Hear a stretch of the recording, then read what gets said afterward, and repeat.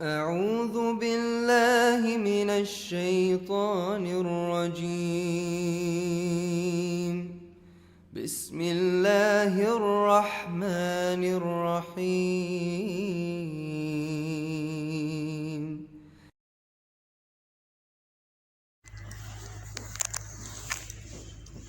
أعوذ بالله من الشيطان الرجيم. بسم الله الرحمن الرحيم.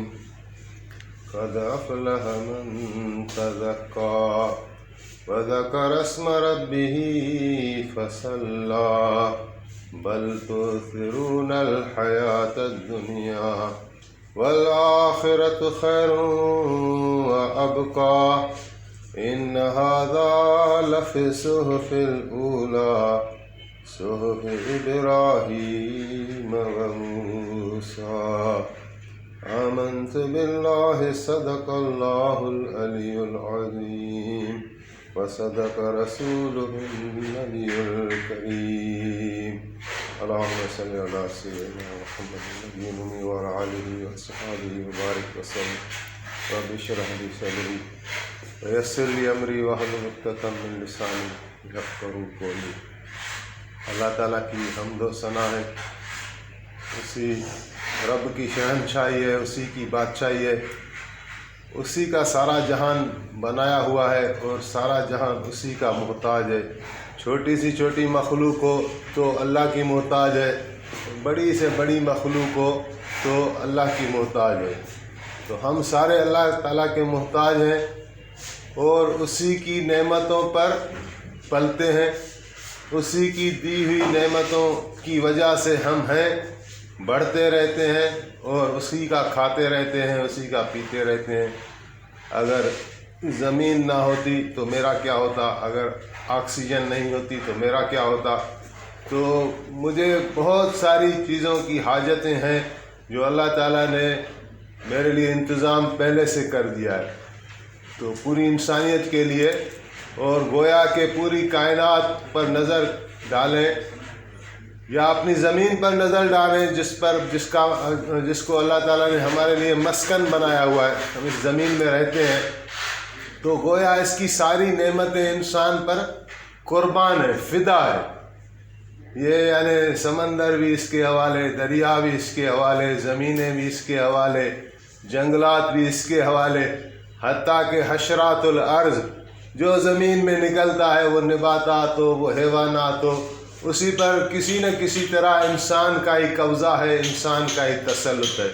تو اللہ تعالیٰ نے انسان کو ایسا مقام دیا ہے جو اور مخلوقات کو نہیں دیا.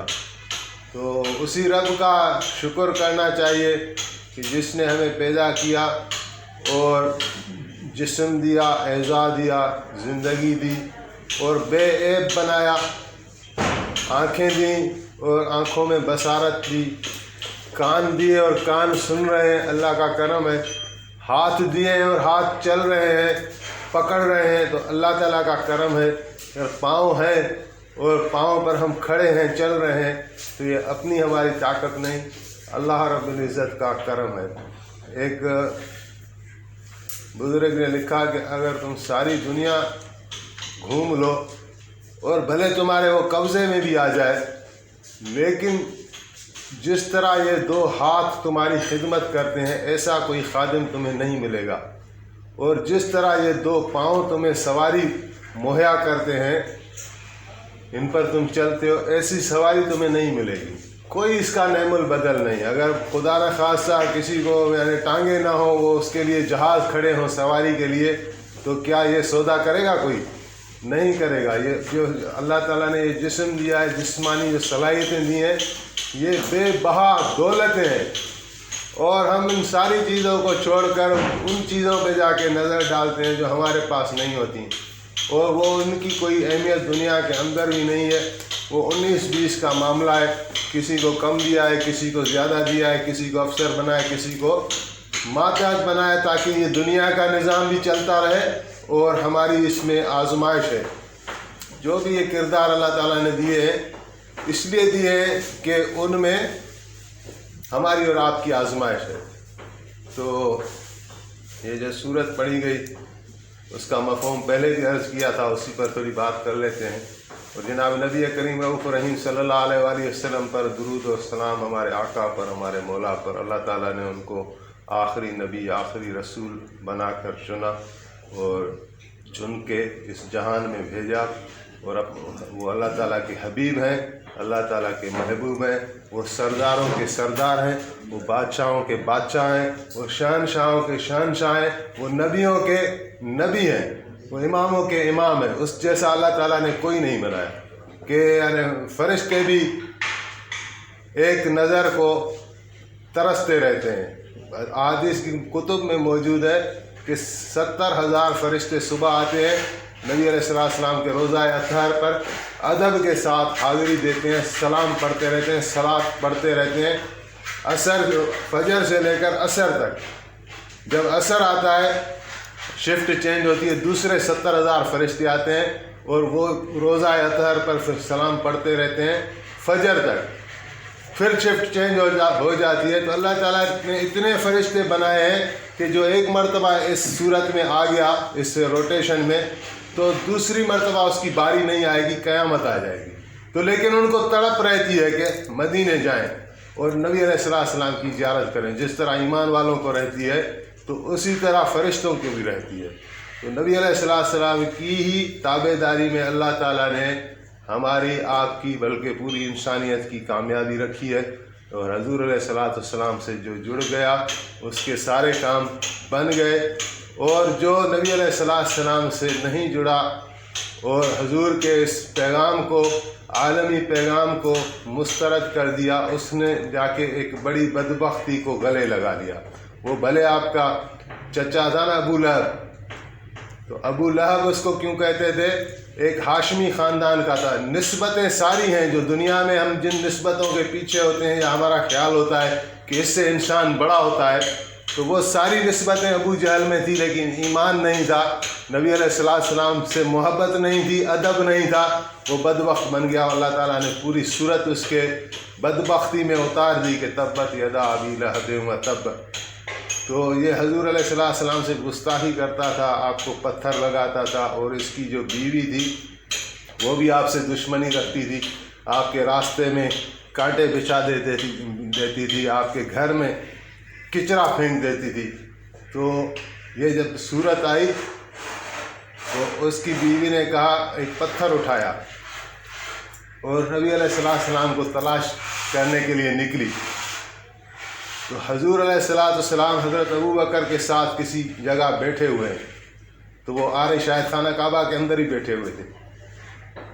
تو وہ عورت ڈھونڈتے ڈھونڈتے آئی اور حضرت ابو بکر کے اوپر چڑھائی کر دی کہ کہاں ہے تمہارا صاحب، میں اس کے لیے پتھر لے آیا ہوں، میں یہ کروں گی، میں وہ کروں گی، اس نے ہمارے لیے شعر بنائے ہیں، میں اس کو نہیں چھوڑوں گی۔ یعنی جو بھی اس کو تھی بکواس وہ کرتی رہی، اور نبی علیہ السلام ساتھ کھڑے، وہ ابو بکر کے ساتھ بات کریے۔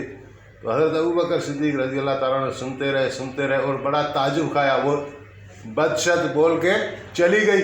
تو حضرت ابو بکر مجھے، یا رسول اللہ، آپ میرے ساتھ کھڑے بیٹھے ہوئے ہیں، تشریف رکھتے ہیں، اور یہ عورت، آپ نے فرمایا کہ اس کی آنکھ کو اللہ تعالیٰ نے پکڑ لیا، وہ نہیں دیکھ سکتی تھی مجھے۔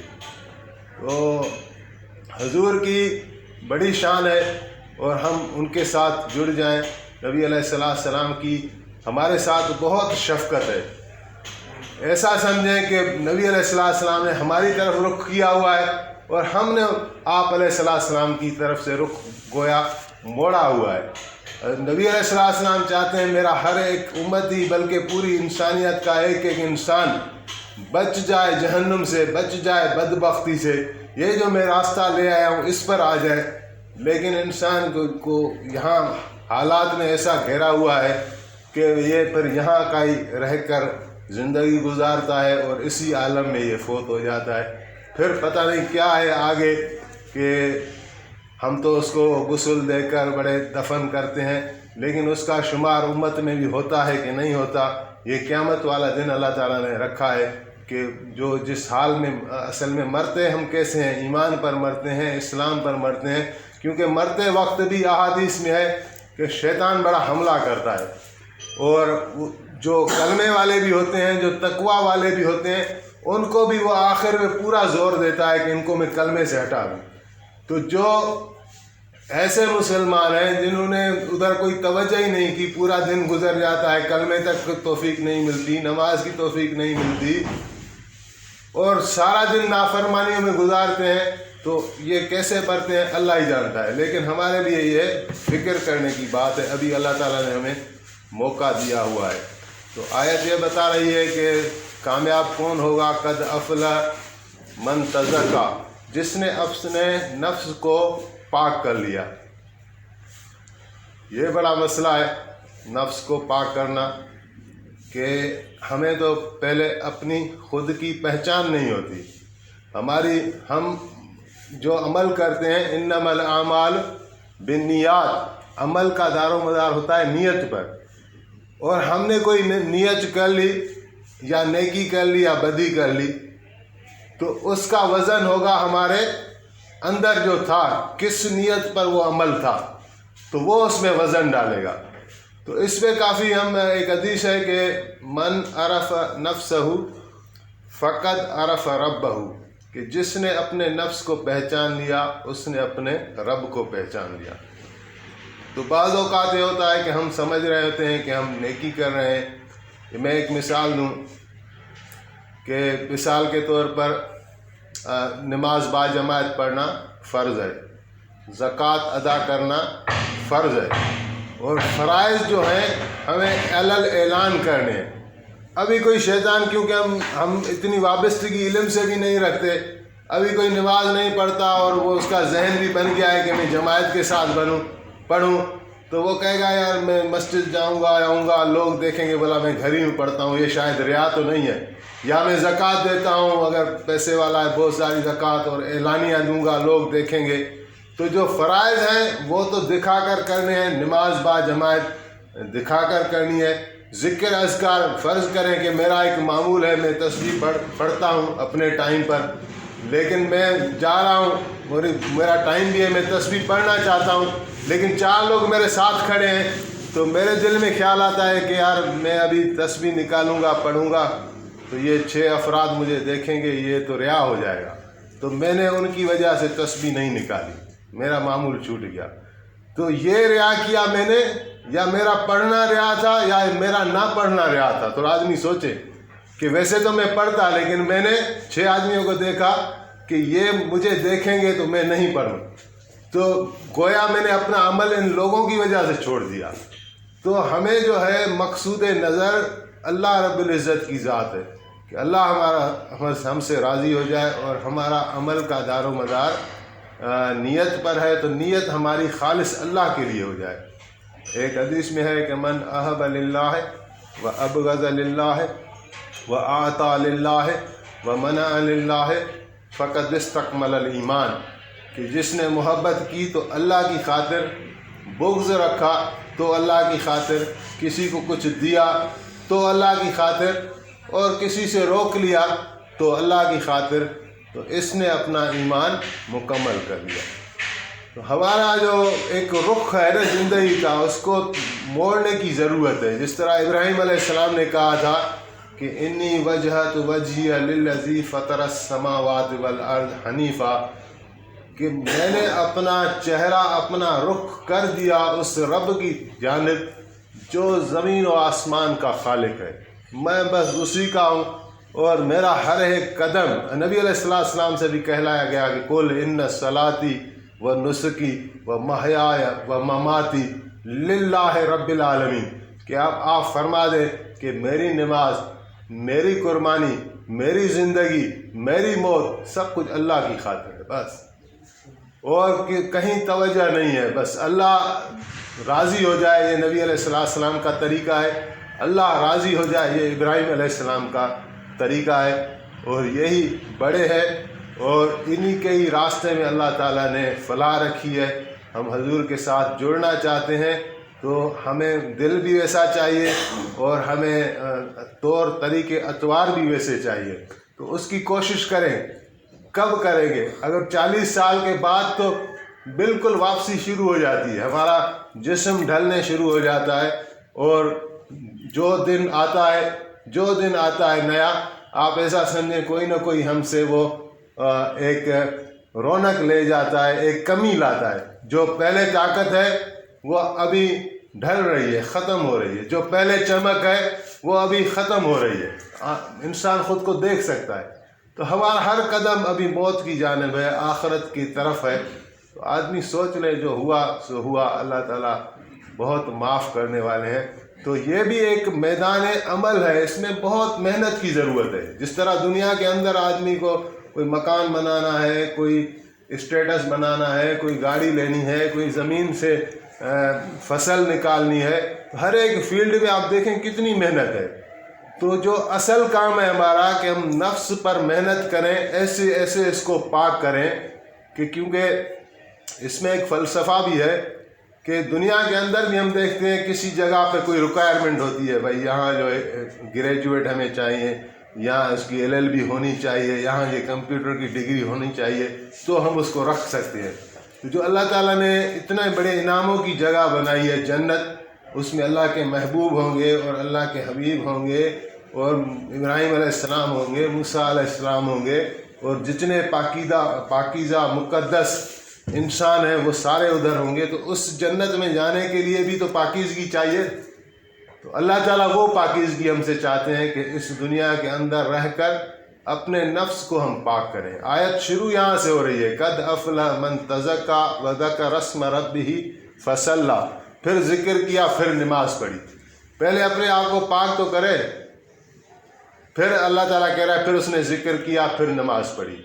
تو اپنے آپ کو پہچاننے کی ضرورت ہے۔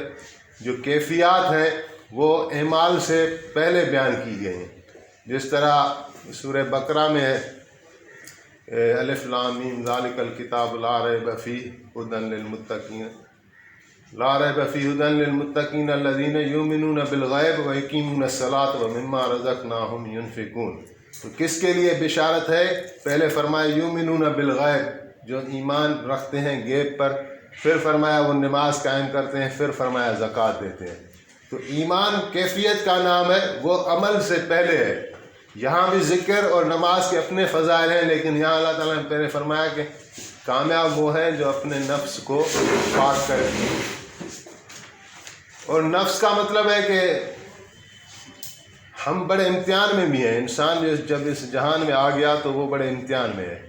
اصل میں ہوتا ہی ہوا ہے کہ آپ نے چھوٹے بچوں کو 6 مہینے کا ہو، 10 مہینے کا ہو یا 2 سال کا سمجھ لیں، بالکل چھوٹا، ابھی بات وہ نہیں کرتا، تو اس میں آپ دیکھیں گے کچھ جذبات آ جاتے ہیں۔ ایک تو یہ روپیہ پیسہ ابھی اس نے نہ کمایا ہے، نہ خرچ کیا ہے، نہ کچھ بھی نہیں، پر دیکھا ہے، تو آپ اس کو 100 کا نوٹ دیں، 500 کا نوٹ دیں، وہ بڑا خوش ہو کر لے گا اور اس کو ایسے قابو کر لے گا۔ یہ کیا ہے کہ ہم بچپن میں اس کو ایک چیز سمجھ میں آ گئی کہ یہ بڑی کام والی چیز ہے، جہاں ابو لے جاتے ہیں، ابھی بات شروع نہیں کی، پیسے کی محبت دل میں آ گئی۔ پھر آپ دیکھیں گے بچے کو، تو جب اس کے ساتھ کوئی چیز رکھیں گے، چاکلیٹ وغیرہ یہ وہ، تو اس میں ایک حرص بھی ہوتا ہے، وہ کہتا ہے یہ سارا میرا ہے۔ 10 ہوں گے تو ایک اپنے بھائی کو دینے کے لیے تیار نہیں ہوتا، اور اگر آپ زبردستی کریں تو وہ رونا شروع کرتا ہے۔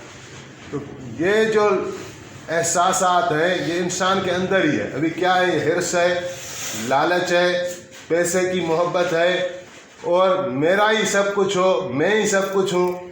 تو یہ ایسے جذبات ہیں جو ہمیں شعور اور تعلیم آنے سے پہلے ہمارے اندر جگہ بنا لیتے ہیں۔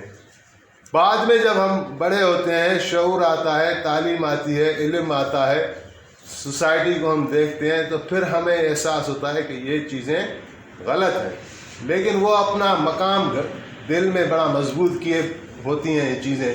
حسد بھی ہے، لالچ بھی ہے، حرص بھی ہے، تو پھر کیا ہوتا ہے؟ ان کو نکالنا بڑا مشکل ہوتا ہے۔ تو نکلیں گے کیسے؟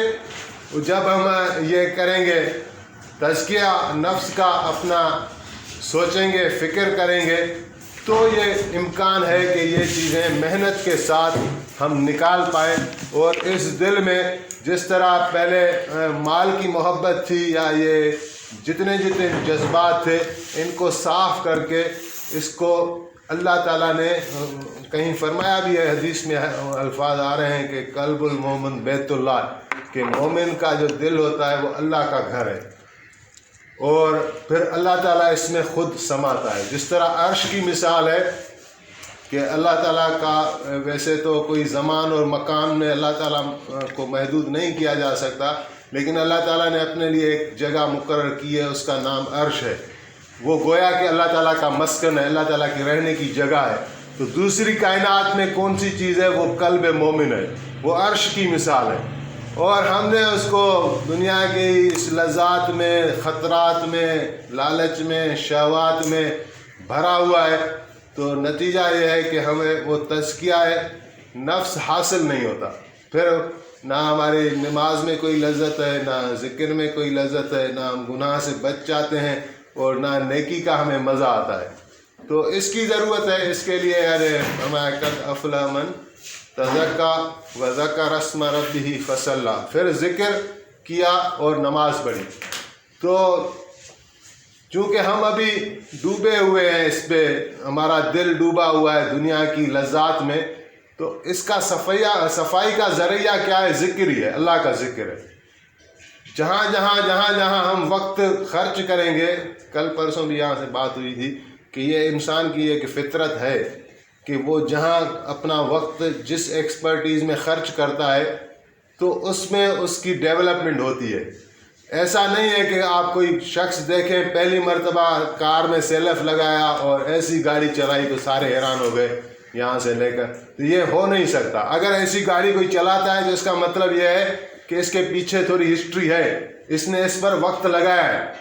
تو اسی طرح جب ہم اللہ کے ذکر کو، اللہ کے نام کو لے کر توجہ کے ساتھ وقت لگائیں گے تو یہ ذکر میں، نماز میں ایک ہماری ڈیولپمنٹ آئے گی. اگر ہماری نیت ہے جو اللہ تعالیٰ ہم سے چاہ رہا ہے کہ اپنے نفس کو پاک کرو، تو جو بھی ذکر کریں تو پھر ایسا کریں کہ جس طرح اللہ تعالیٰ نے فرمایا کہ فاذکرونی اذکرکم واشکروا لی ولا تکفرون، کہ تم میرا ذکر کرو، میں تمہارا ذکر کروں، اور میرا شکر کرو اور میرے کفران نعمت نہ کرو. تو اللہ تعالیٰ فرما رہے ہیں بندے سے.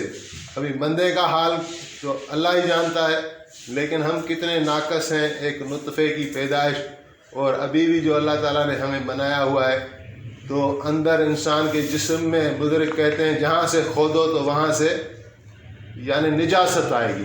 خون ہمارے جسم میں دوڑ رہا ہے، نجس ہے، ایسے پڑا ہو تو ہم کھڑے نہیں رہ سکتے.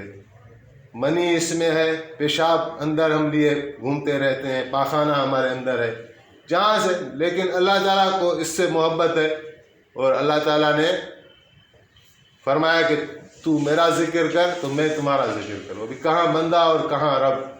تو یہ اللہ تعالیٰ نے ایک پیشکش کی ہے، اور ہمیں اس کی پرواہ نہیں. وہ قرآن کریم میں کی ہے کہ فاذکرونی اذکرکم، تم میرا ذکر کرو میں تمہارا ذکر کروں گا. اور ایک حدیث میں ہے کہ انا جلیسن من ذکرنی، کہ انا جلیسن ما من ذکرنی، کہ میں اس کے ساتھ بیٹھا ہوتا ہوں جو میرا ذکر کرتا ہے. یعنی ذکر کرنے والا اللہ تعالیٰ کا ہم نشین ہے، ساتھ بیٹھا ہوا ہے. تو کتنی یہ بڑی اللہ کا انعام ہے. ایک دفعہ نبی کریم رؤوف الرحیم صلی اللہ علیہ وسلم اپنے حجرے مبارک سے باہر آئے مسجد کی طرف، تو صحابہ بیٹھے ہوئے تھے، ذکر کر رہے تھے. تو آپ ان کے ساتھ بیٹھ گئے، اور آپ نے فرمایا کہ اللہ تعالیٰ کا شکر ہے کہ اللہ تعالیٰ نے میری امت میں ایسے افراد پیدا کیے ہیں جو مجھے حکم ہو رہا ہے کہ ان کے ساتھ جا کے بیٹھیں. وَاصْبِرْ نَفْسَكَ مَعَ الَّذِينَ يَدْعُونَ رَبَّهُمْ بِالْغَدَاةِ وَالْعَشِيِّ، کہ آپ ان کے ساتھ جا کے بیٹھیں جو اپنے رب کا ذکر کرتے ہیں صبح اور شام. پھر آپ نے فرمایا کہ میں اتنے غلام جو اسماعیل علیہ السلام کی اولاد میں سے ہوں، اتنے غلام میں آزاد کروں، اس سے مجھے بہتر معلوم ہوتا ہے کہ میں لمحات ان کے ساتھ جا کے بیٹھوں جو فجر کی نماز کے بعد اور عصر کی نماز کے بعد اللہ کا ذکر کرتے. تو یہ بڑی دولت ہے اور مفت کی دولت ہے. بس توجہ رہے اور زبان سے ذکر کریں اللہ تعالیٰ کی طرف، تو اللہ تعالیٰ کی رحمت آتی ہے. اور درود شریف بھی اس میں اللہ تعالیٰ خود بھی ان اللہ و ملائکتہ یصلون علی النبی یا ایھا الذین آمنوا صلوا علیہ وسلموا تسلیما اللہم صلی علی سیدنا محمد نبی الامی وعلی آلہ واصحابہ وبارک وسلم کہ اللہ تعالیٰ نے فرمایا کہ میں اور میرے فرشتے نبی علیہ السلام پر درود بھیجتے ہیں، ایمان والو تم بھی بھیجو۔ تو یہ ایسا گویا کہ وظیفہ ہو گیا جو خود رب کریم کا ہے۔ تو درود پڑھنے سے کیا ملتا ہے؟ حضور علیہ السلام اپنے حجرہ سے آئے مسجد کی طرف، دو صحابی بیان کریں کہ ہم نے حضور علیہ السلام کے مبارک چہرے میں دیکھا، اتنی خوشی تھی کہ ہم فوراً متوجہ ہوئے کہ کوئی اہم بات آئی ہے۔ تو آپ ممبر پر چلے گئے اور آپ نے فرمایا کہ ابھی جبریل امین آئے تھے اور فرمایا کہ جو مجھ پر ایک مرتبہ درود پڑے گا اللہ تعالیٰ اس کو 10 نیکیاں عطا کریں گے اس ایک درود کے بدلے میں، اس کے 10 گناہ معاف کریں گے اسی ایک درود کے بدلے میں، اور اس کے 10 درجات کو بلند کریں گے اسی ایک درود کے پڑھنے میں۔ تو آپ تصور کریں اگر کوئی 100 مرتبہ بھی روزانہ معمول بنا لے تو وہ 1000 رحمتوں کا، 1000 درجات کا اور 1000 نیکیوں کا مالک بن گیا۔ تو کتنی بڑی دولت ہے۔ اور یہ ہے کہ اگر ہم چھوٹا سے چھوٹا عمل بھی کر لیں نا، آج سے نیت کہ 10 منٹ لگتے ہیں، کوئی ٹائم مقرر کر لیں تو اور اللہ سے مانگے تو مجھے امید ہے تو ہمارا اختتام بالخیر ہوگا۔ اللہ تعالیٰ مرنے سے پہلے ہمیں توبہ نصیب کریں گے اور اس کی برکات ظاہر ہوں گی۔ کوئی عمل تو کریں، حضرت علی نے فرمایا کہ اللہ تعالیٰ کے یہاں اپنے اور اللہ کے درمیان کوئی حیا کا پردہ تو رکھو، چاہے باریکی ہو، چھوٹا سے چھوٹا عمل ہی کریں لیکن وہ اللہ کی خاطر ہو اور اللہ سے مانگے تو اللہ تعالیٰ کی رحمت کہتے ہیں کہ بہانہ ڈھونڈتی ہے، بہا نہیں ڈھونڈتی کہ کتنی ہے، آپ کا عمل کتنا ہے وہ نہیں دیکھتا اللہ تعالیٰ، بس بہانہ کہ آپ نے کچھ کر دیا تو لیکن ہم وہ بھی کرنے کے لیے تیار نہیں تھے۔ اور اس کے بعد فرمایا فصلہ، اور نماز پڑھی۔ ابھی نماز ایسی ہے کہ فرض ہے اور ایسا یعنی احکام جو بھی ہیں وہ زیادہ تر نبی علیہ السلام نے مبارک زندگی گزاری جو مکے میں، اس میں احکام نہیں آتے تھے، اس میں بس ایمان کی ایک محنت تھی اور تبلیغ تھی، آپ بتاتے تھے۔ لیکن نماز تھی، نماز پہلے دن سے تھی جب آپ کو جبریل امین نے آ کر وحی دی اور غار حرا میں سب سے پہلی مرتبہ، تو وہاں ایک اپنا جبریل امین علیہ السلام نے ایک پر لگایا تھا، اس سے پانی کا چشمہ آیا اور وہاں سے وضو کیا اور آپ کو وضو کرایا اور نماز پڑھائی آپ کو اور فرمائی آپ پڑھیں گے، اور آپ پڑھتے تھے لیکن وہ نماز فرض نہیں تھی، شاید 2 مرتبہ ہی پڑھتے تھے، ایک صبح ایک شام۔ لیکن آگے چل کر معراج والی شب اللہ تعالیٰ نے نماز کو فرض کیا، باقی احکام سارے زمین پر آئے اور نماز جب دینی ہوئی تو اللہ تعالیٰ نے حبیب کریم رؤوف رحیم صلی اللہ علیہ وسلم کو آسمانوں پر بلایا اور وہاں اس فریضے کو دیا، اور پھر حضور علیہ السلام نے فرمایا کہ الصلاۃ معراج المومنین، کہ میں نے تو معراج کر لیا، اللہ تعالیٰ نے مجھے تو زیارت کرا لی اور میں آپ کے لیے بھی معراج لے کر آیا ہوں، وہ ہے نماز۔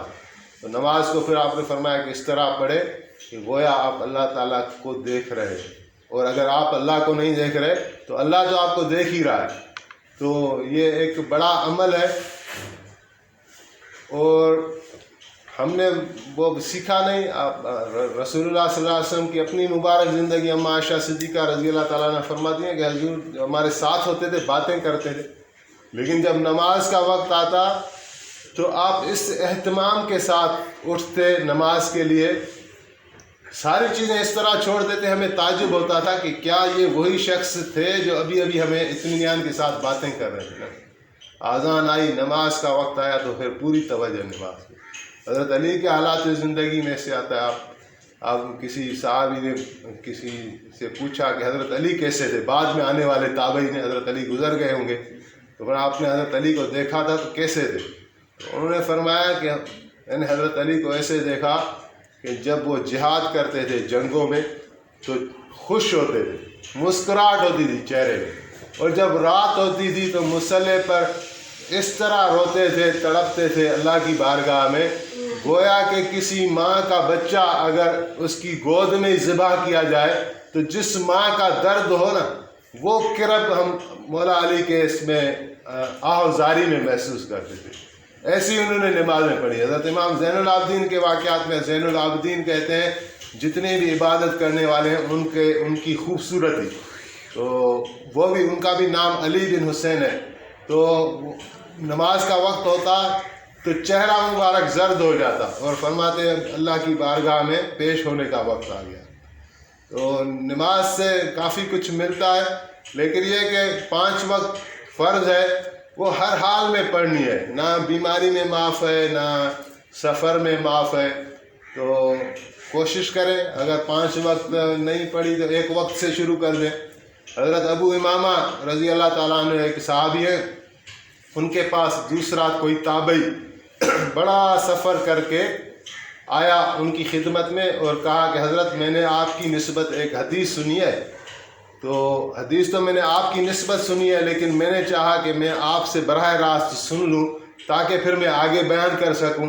تو میں اس لیے فلاں جگہ سے اتنا بڑا سفر کر کے آیا ہوں کہ آپ کے ساتھ سند لے لوں آپ سے. تو حضرت ابو امامہ نے فرمایا کہ حدیث بیان کرو. تو انہوں نے عرض کیا کہ حضرت میں نے آپ کی نسبت سنا ہے کہ آپ فرماتے ہیں کہ رسول اللہ صلی اللہ علیہ وسلم نے فرمایا کہ جو دن رات میں فرض نمازوں میں سے کوئی ایک نماز ایسی پڑھے جس میں اس نے وضو بھی کامل کیا ہے، قیام رکوع سارے ٹھیک کیے، تو اللہ تعالیٰ اس ایک نماز کے بدلے اس دن کے سارے گناہ جو اس نے اپنے منہ سے کیے، جو کان سے کیے، جو آنکھوں سے کیے، جو ہاتھوں سے کیے، جو پاؤں سے کیے، جو دل و دماغ میں اس کے جمع ہوئے، وہ سارے معاف کر دیتے ہیں. تو حضرت ابو امامہ نے فرمایا کہ یہ مضمون میں نے رسول اللہ صلی اللہ علیہ وآلہ وسلم سے 1 مرتبہ نہیں کئی مرتبہ سنا ہے. تو آپ تصور کریں جب ایک نماز کی اتنی برکتیں اور بھلائیاں ہیں تو ہم اس کو بالکل ہی چھوڑ دیں اور پیچھے ہمارا کیا فلسفہ ہے، کیا ذہن ہے، وہ تو ہر ایک آدمی اپنے اندر جھانک کر دیکھ لے کہ مشقت کوئی نہیں ہے، 5-10 منٹ 15 منٹ کہہ لیں تو آپ کی نمازیں ہو جاتی ہیں، 1 وقت کی نماز. اور پھر وہی بات آتی ہے اگر 1 وقت آپ پڑھنا شروع کریں گے تو پھر آپ خود 1 سے 2 2 سے 3 اللہ تعالیٰ اس کو آپ کو توفیق دے دے گا، بڑھ جائے گی. لیکن 1 قدم تو اٹھائیں نا، 1 قدم اٹھائیں تو پھر دیکھیں تو اللہ تعالیٰ ہمیں توفیق دیتا ہے. تو غور و فکر کریں. قد افلح من تزکیٰ وذکر اسم ربہ فصلی بل تؤثرون الحیاۃ الدنیا اور والآخرۃ خیر وابقیٰ. حقیقت یہ ہے کہ ہماری کمزور جو اعمال ہیں اس کی وجہ یہ ہے کہ اللہ تعالیٰ فرما رہے ہیں کہ آپ دنیا کی زندگی کو ترجیح دیتے ہیں، حالانکہ آخرت اس سے بہتر بھی ہے اور ہمیشہ رہنے والی بھی ہے. تو ہم نے دیکھی دنیا ہے. ایک حضرت علی کا قول یاد آ رہا ہے، فرمایا کہ دنیا گویا کہ ہماری ماں ہے، اسی میں ہم نے جنم لیا ہے. تو اگر ایک شخص ماں کے ساتھ محبت کرتا ہے تو اس پر ملامت نہیں کی جا سکتی. تو ہم نے تو دیکھی دنیا ہے، وہ آخرت ہمیں بتائی جا رہی ہے. تو دنیا کے ساتھ اٹیچمنٹ لازمی ہے، رہنی ہے. ایسا نہیں ہے کہ بالکل یعنی ہم محتاج ہیں، ہمیں 2-3 وقت کا کھانا بھی چاہیے، جسم ناپنے کے لیے کپڑا بھی چاہیے، ہمیں چھت بھی چاہیے، ساری چیزیں ہیں. وہ اللہ تعالیٰ نے وہ دائرہ مقرر کیا ہے، وہ ساری چیزیں آپ کریں حلال اور شریعت مطہرہ کے دائرے میں رہ کر، اور اپنی توجہ اللہ تعالیٰ کی طرف کریں. اور نبی علیہ السلام نے تو اس دنیا سے رخ پھیر لیا، اور حضرت علی نے بھی فرمایا کہ دنیا کو اللہ تعالیٰ نے حقیر سمجھ کر اس کا رخ اپنے حبیب کریم سے موڑ دیا، نہیں دی اس دنیا آپ کو. تو آپ خود بھی فرماتے تھے کہ یا اللہ مجھے ایک دن بھوکا رکھ، میرے پاس نہ ہو کچھ کھانے کو، میں تمہارا صبر کروں، اور ایک دن مجھے کھلا تو میں تمہارا شکر کروں. اس میں آپ نے زندگی گزاری. پھر آپ فرماتے تھے یا اللہ مجھے مسکین کر کے زندہ رکھ، جب مجھے موت آئے تو مسکین کر کے مجھے موت دے، اور جب میرا حشر کرے تو مسکینوں کے ساتھ میرا حشر کرے. یہ آپ علیہ السلام فرماتے. پھر آپ نے دعا مانگی اللہم اجعل رزق آل محمد قوتا، کہ محمد صلی اللہ علیہ وسلم کی آل کا جو رزق ہے وہ یا اللہ تنگ رکھ، یعنی بس بقدر ضرورت، زیادہ نہ ہو. اس کو آپ دنیا کو آپ یعنی اتنا پسند نہیں کرتے تھے. ایک مرتبہ آپ کے پاس کسی نے تحفتاً کوئی اناج بھیجا یا کوئی کھانے پینے کی چیز تھی، تو حضرت بلال آپ کے ساتھ ہوتے تھے. آپ کے گھر والوں کے بھی کام، گھر کے بھی کام جو ہوتے ہیں، کوئی سودا سٹ لے آنا ہے تو حضرت بلال کرتے تھے، اور جب سفر میں ہوتے تھے تو وہ پورا بھی اس ایسا سمجھیں کہ خوراک کے وزیر حضرت بلال ہوتے تھے، تو وہ اناج آپ نے حضرت بلال کو فرمایا کہ اس کو تقسیم کریں، تو تقسیم کرتے گئے، لیکن لوگ جو ہے وہ بچے نہیں اور اناج بچ گیا، تو حضرت بلال نے آ کے رپورٹ دی کہ وہ ابھی بچا ہوا ہے مال، تو آپ نے فرمایا پھر میں گھر نہیں جاؤں گا، میں مسجد میں ہوں، جب تک یہ اس کا پورا صدقہ نہ ہو جائے، یہ خیرات پوری نہیں ہو جائے، تو آپ نے وہ رات مسجد میں گزاری۔ یہ چیزیں نبی علیہ السلام پر بھاری تھیں کہ یعنی مال کو اکٹھے کرنا، اور ایک عجیب جملہ آپ نے فرمایا الفقر فخری، ہر انسان کا الگ فخر ہوتا ہے۔ ہمارے پاس آج کل فخر کے معیار تو یہ ہے نا کہ یہ میرے پاس اتنی زمین ہے، میرے پاس اتنی گاڑی ایسی ہے، میرے بیٹے اس عہدے پر پہنچ گئے ہیں، یا میرے پاس یہ علم آ گیا ہے، یہ آ گیا ہے، تو آپ نے فرمایا میرا بھی ایک فخر ہے، اور میرا فخر کیا ہے کہ میں فقیر ہوں، میں بھوکا رہتا ہوں، میرے پاس کچھ نہیں ہوتا، اس پر مجھے فخر ہے۔ تو نبی علیہ السلام نے ایک ذہن دیا کہ دنیا کے اندر جو ہے وہ دنیا جمع کرنا نہ یہ اللہ کو پسند ہے نہ اللہ کے رسول کو پسند ہے، بس یہاں یہ ہے کہ گزرگاہ ہے، اور جتنا زیادہ جمع کریں گے، اس میں لگے رہیں گے، تو پھر موت اتنی مشکل ہو جاتی ہے۔ امام غزالی صاحب نے اس کی یہ مثال دی کہ جب غریب مرتا ہے تو اس کا ذہن فکرات سے آزاد ہوتا ہے، بس اس بیچارے کی ایسے سمجھے زندگی پہلے ہی کٹھن تھی، سہ کر گزار رہا تھا، اور ابھی موت آئی اور موت اس کو سارے فکروں سے آزاد کر کے لے گئی۔ ابھی یہ جب مرتا ہے جس کے پاس بہت کچھ ہے، کارخانے ہیں، یہ ہیں، وہ ہیں، زمینیں ہیں، معاملات ہیں، سرداریاں ہیں، تو اس کو پھر ان ساری چیزوں سے جدائی بڑی مشکل لگتی ہے کہ ایک ہی وقت میں گاڑی بھی جا رہی، ایک ہی وقت میں محل بھی جا رہا ہے، ایک ہی وقت میں سرداری بھی جا رہی ہے، تو یہ اس کے لیے موت بڑی بھاری ہو جاتی ہے۔ تو ہلکے پھلکے رہنا یہ اللہ تعالیٰ کا کرم ہے، مال کا ہونا یہ بھی اللہ تعالیٰ کا کرم ہے، اس کو بھی ہم منع نہیں کرتے، بس یہ لیکن یہ نہیں ہے کہ اگر کسی کے پاس نہیں ہے تو وہ اس سے کم ہے، یا کسی کے ساتھ ہے تو وہ زیادہ بن گیا۔ اللہ تعالیٰ نے کسی کو دیا ہے تو آزمائش کے لیے، اور کسی کو کم دیا ہے تو آزمائش کے لیے۔ یہ ابھی ہمارے یہاں آئیں گے سمد عباس صاحب نے یہ بھی ایسی تھیوری پیش کرتے ہیں، تو کسی انگریزوں وغیرہ کی، تو وہ کہتے ہیں کہ یعنی آپ کی 3 چیزیں ہیں، ایک ہے آپ کا ایٹیٹیوڈ، اور ایک ہے آپ کا ایونٹ، اور ایک ہے آپ کا ریسپانس ایونٹ اور آؤٹ کرنا۔ تو ایک تو ایونٹ ہے، وہ اس کی تھیوری بتا رہا ہوں، ابھی خود بھی شاید آ کے وہی بات ریپیٹ نہ کر دے، کہہ رہے ایک ایونٹ ہے، ایونٹ یہ ہے کہ میں پاکستان میں پیدا ہو گیا، میں مسلمان کے گھر میں پیدا ہو گیا، میں مرد پیدا ہو گیا، یہ باتیں میرے ہاتھ میں نہیں تھی۔ تو یہ ایک مثال ہے، کافی چیزیں ایسی ہیں جو آپ کو ایونچولی مل جاتی ہیں، آپ کی ایک سچویشن میں آپ آ گئے، وہ آپ کے بس کا نہیں تھا، وہ آپ کا اختیار نہیں تھا، آپ وہاں پہنچ گئے، اور اختیار میں آپ کے پاس کیا ہے؟ ریسپانس، کہ آپ ابھی اس سچویشن کو ڈیل کس طرح کرتے ہیں، اسی میں ہماری آزمائش ہے۔ پھر آؤٹ کم، اس کا نتیجہ کیا نکلتا ہے، نتیجہ بھی ہمارے ہاتھ میں نہیں ہے، لیکن کوشش ہمارے ہاتھ میں۔ بس اللہ تعالیٰ یہی دیکھتے ہیں کہ اگر کسی کو غریب کیا ہے تو یہ شکر اور صبر کرتا ہے، یا کفر تو نہیں کرتا، یا کوئی بدمعاشی کے راستے تو نہیں اپناتا، اور اگر کسی کو امیر کیا ہے تو فخر تو نہیں کرتا، ظلم تو نہیں کرتا۔ بس یہ آزمائش ہے، اس میں کوئی چھوٹا بڑا نہیں ہو جاتا۔ نبی علیہ السلام نے آخری خطبے میں قرآن پاک کی آیت پڑھی، تلک دار الآخرت نجعلها للذین لا یریدون علوا فی الارض ولا فسادا، کہ آپ علیہ السلام نے قرآن پاک سے جو آیت پڑھی، اس کا مفہوم یہ بنتا ہے کہ جو آخرت کے گھر ہیں، اللہ تعالیٰ فرما رہے ہیں کہ میں نے وہ ان لوگوں کے لیے بنائے ہیں جو دنیا کے اندر بڑائی کو پسند نہیں کرتے اور فساد کو بھی پسند نہیں کرتے، نہ خود کو بڑا کرنا ہے اور نہ زمین کے اندر فساد برپا کرنا ہے۔ عاجزی اللہ تعالیٰ کو پسند ہے، اور نبی علیہ السلام نے بھی عاجزی کے ساتھ زندگی گزاری۔ تو یہ بس باتیں بھی سیکھیں، کوشش کریں کہ دنیا کی زندگی ویسے بھی ہم سے جا رہی ہے، ہم اپنے آنکھوں سے دیکھ رہے ہیں، دن بدن روز جب ایک دن ملتا ہے تو ایک دن ہماری زندگی سے گھٹتا چلا جا رہا ہے، اور یہ راز اللہ کو پتہ ہے کہ کب جا کے یہ کہانی ختم ہوگی، لیکن ختم ہونی ہے۔ آج کل تو موسم لگا پڑا ہے موت کا، کافی ایسے اچانک دوست ہمارے وفات کر جاتے ہیں کہ بس ایسا سمجھیں کہ دل پر چوٹ لگتی ہے کہ یار یہ کیا ہوا، کھاتے پیتے اچانک۔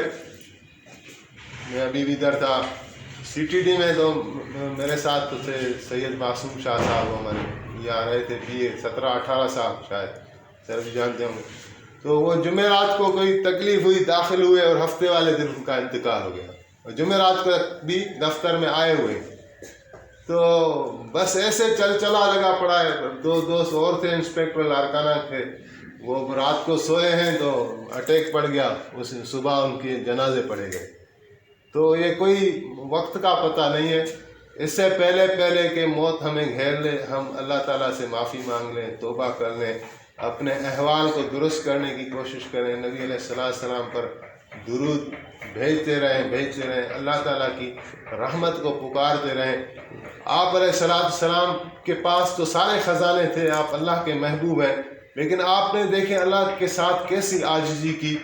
بدر کی جنگ میں جب کفار سامنے آ گئے، آپ کے 1000 کفار اور یہاں صرف 313 مسلمان، تو آپ نے اللہ تعالیٰ کو پکارا، اور ایسا پکارا عاجزی کے ساتھ کہ یا اللہ ابھی یہ چند میرے پاس 13-14 سال تو آپ کو گزر چکے ہیں نا محنت میں، کرتے کرتے یہی میں چند گنے ہوئے دانے سمجھ لیں، میں اپنی زبان میں بتا رہا ہوں، تو یہ بس میں نے اکٹھے کیے ہیں اس محنت کے ساتھ، اگر آج بھی یہ مٹ گئے تو پھر تمہارا نام لینے والا یا اللہ کوئی نہیں ہوگا، اپنی مدد کو نازل فرما۔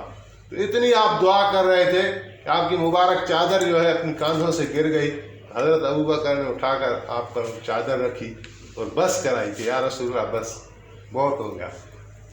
اللہ تعالیٰ آپ کی دعا رد نہیں کریں گے۔